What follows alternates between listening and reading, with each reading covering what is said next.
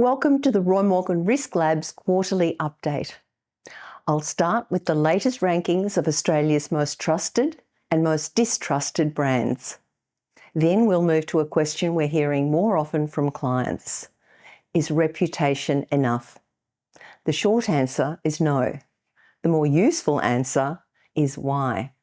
But first, let's start with the Risk Watch headline.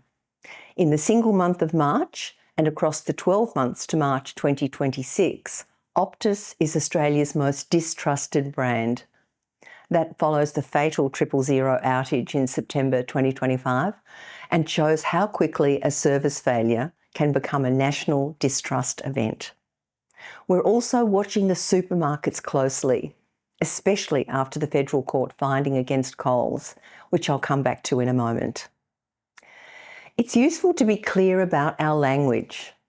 Trust is the earned expectation that a brand is living up to expectations. Distrust is different. It isn't just the absence of trust. It's an active and often toxic response to a brand letting you down, particularly when it matters most. Trust is the social glue and a stabilising force in an increasingly unstable world. When it comes to trust, Australians are not passive consumers. They're astute judges of what is fair and what is not. And trust is the new currency of fairness. According to Warren Buffett, arguably the world's most successful investor, trust is like the air we breathe. When it's present, nobody notices. But when it's absent, everybody notices. In other words, we often take trust for granted until it's lost. And the social glue disappears, especially in business and social relationships. A person with no trust may simply be indifferent, but a person who distrusts takes a brand into the danger zone. They're less patient, less forgiving, more likely to complain, and more likely to interpret the next problem as proof of a pattern, and importantly, more likely to switch from you to a competitor. The problem for leaders is visibility, or a lack of it. Distrust grows outside the usual metrics. Brand tracking, NPS, satisfaction tracking, and even trust tracking can be comforting, while the people who are most dangerous and are actively creating risk are out of sight. By the time the consequences reveal themselves in sales, churn, or market share, it's too late. Just look at Coles and Optus. Now let's look at the wider environment. The next few slides show the national trust and distrust position, and then the industry map. This is the backdrop against which individual brands are now being judged. Since COVID, distrust has been higher than before the pandemic. The cost of living crisis made that worse because people became much more alert to prices, fairness, and whether organisations were putting profit ahead of customers. The bad news is that Australia remains more distrusting than trusting. That said, trusted brands can hold their ground, even in a high distrust environment. The industry map shows that some sectors are still carrying far more distrust than others. Retail, consumer products, and banks dominate the green trust columns of the left, while telecommunications, social media, and mining remain at the red distrust end of the spectrum. From the industry picture, we'll now move to brands. This is where the risk monitor becomes especially useful because people don't think in sectors. We invite them to nominate the companies they trust and distrust, and they tell us why they trust or distrust their unprompted nominations in their own words. We'll begin with the trusted brands, the names Australians are most willing to credit with reliability, value, quality, or doing the right thing. Bunnings remains Australia's most trusted brand, followed by Aldi, Kmart, CBA, and Apple. The top 6 have held their positions, which tells us there is still a stable core of brands that Australians continue to reward. Samsung improved 3 rankings, mainly because its products are seen as high quality and reliable. Chemist Warehouse also entered the top 20 after the Sigma merger, with affordability and customer focus driving its momentum. Outside the top 20, Allianz, LG and Dan Murphy's achieved dramatic improvements in ranking. Allianz gained ground through stronger relationship improvements. LG benefited from quality perceptions, while Dan Murphy's continues to be strongly associated with competitive pricing. Exceptional results for all 3. Now let's look at the other side of the ledger, the brands attracting the highest levels of active distrust. Optus has replaced Woolworths as the most distrusted brand in Australia following that fatal 000 outage. Facebook and Temu also deteriorated into second and third most distrusted. Woolworths and Coles sit 4th and 5th. OpenAI, including ChatGPT, experienced one of the biggest declines this quarter, driven by suspicions around profit motives and ethics. Google also continued its long decline. So there's an important technology story here, alongside the continuing supermarket retail marketplaces and telco stories.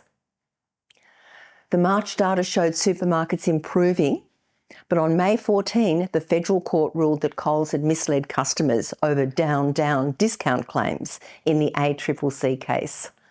That kind of event can change the public risk picture very quickly. It's a reminder that quarterly or annual measures tell you where you were, but monthly distrust monitoring alerts you when risk is emerging. Staying with distrust, outside the top 20 most distrusted brands, Nvidia, Uber and Fortescue deteriorated the most. Nvidia and Uber were driven mainly by increases in distrust, while Fortescue's movement was mainly due to a decline in trust.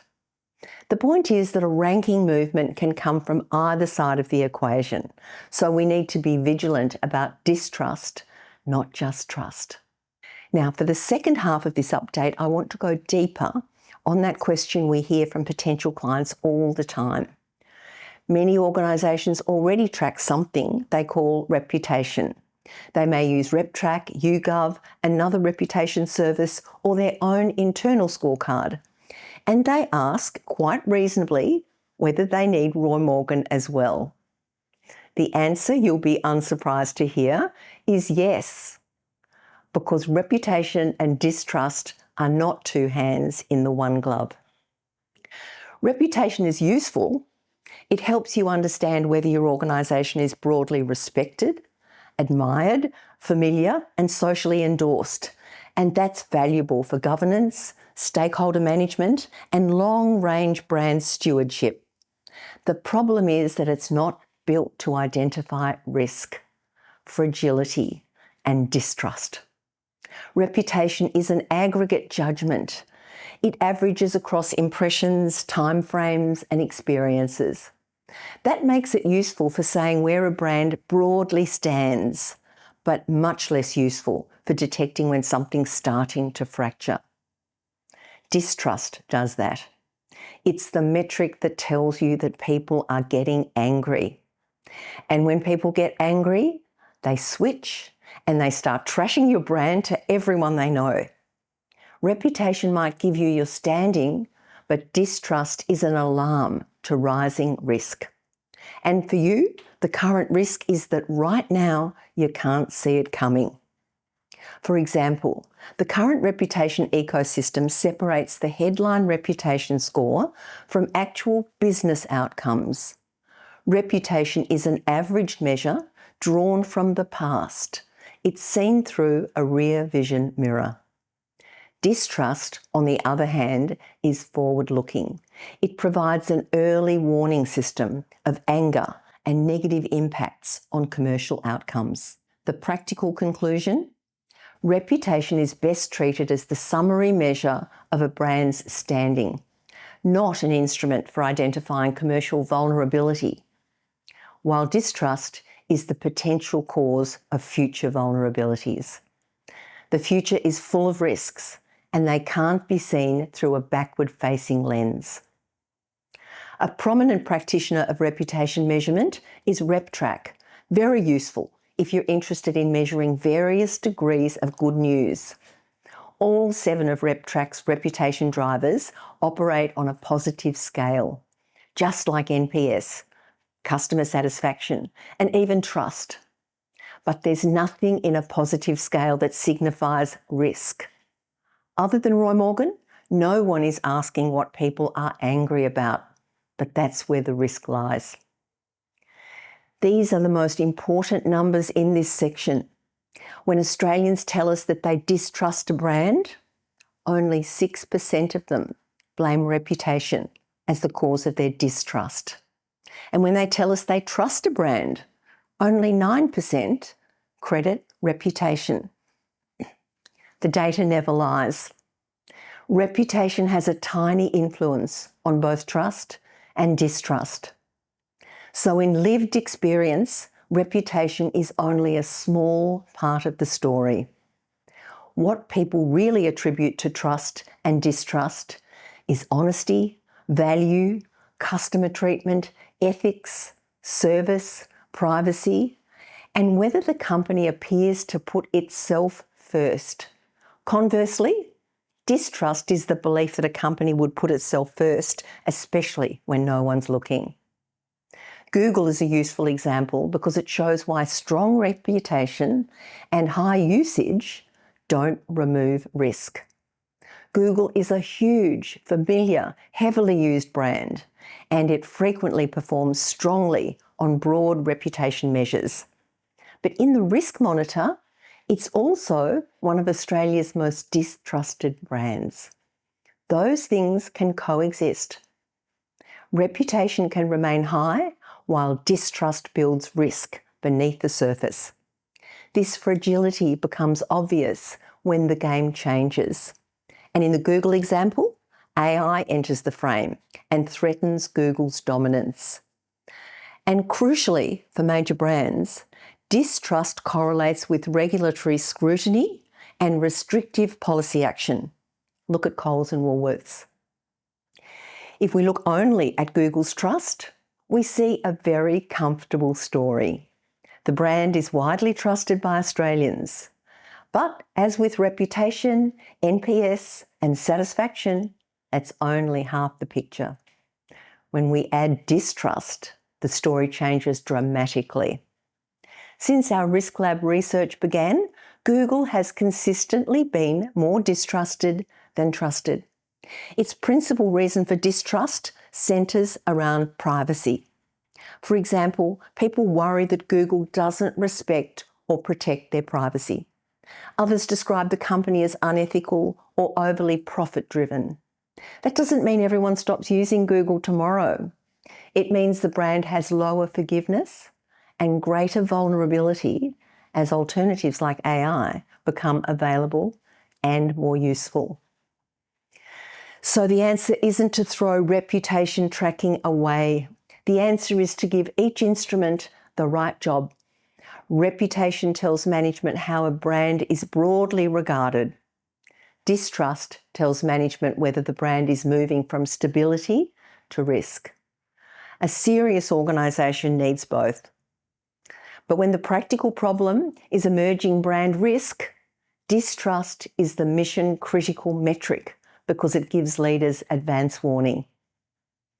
In closing, the reason Roy Morgan can make this argument with confidence is the evidence base. Since late 2017, the Risk Monitor has surveyed approximately 200,000 Australians. We ask which companies they trust, which companies they distrust, and why. The why is unprompted and open-ended, so people answer in their own words. And that's produced roughly 600,000 brand nominations. And this isn't a once-a-year scorecard. It's a continuous early warning system for risk trajectories, escalation, and recovery.